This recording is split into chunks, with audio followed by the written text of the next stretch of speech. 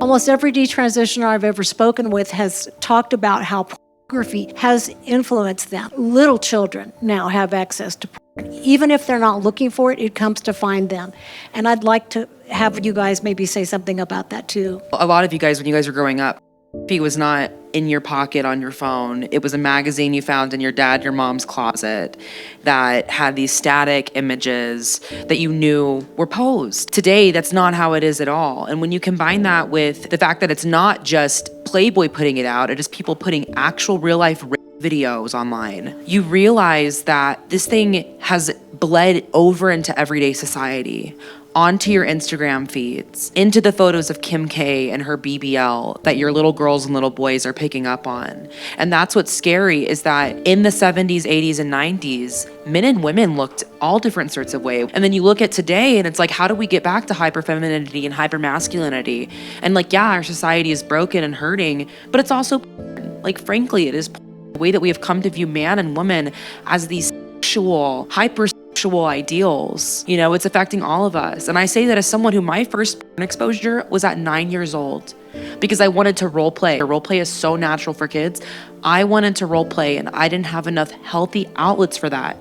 So I sought out adults whose version of role play was not my 9-year-old innocent version of role play. So just keep that in mind. You know, is a real issue, and it really does tie into this whole transgender phenomenon we're seeing. I was so dissociated. I wanted to be a gay man. I wanted to have sex with men and be loved by men. But as a man, that was the fantasy because I was abused by my father and abused by others in my life. And I was quirky and autistic. I didn't want to be an abused girl. I wanted to be loved. I was watching since I was 12, 13, 14, and I would watch gay male porn. I didn't know what it was like to be loved or treated well by a man.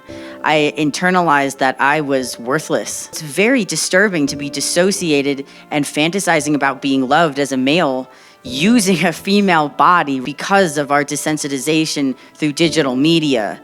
It's incredibly common for women to be watching really violent porn and to think that that is all that is out there for them.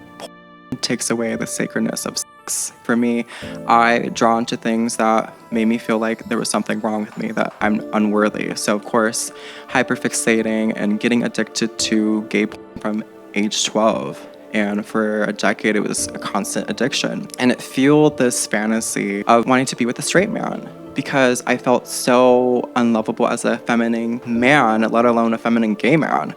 So it felt more comfortable for me to imagine myself as a woman. I think through it ruins our perception of what we're worthy of, what we deserve.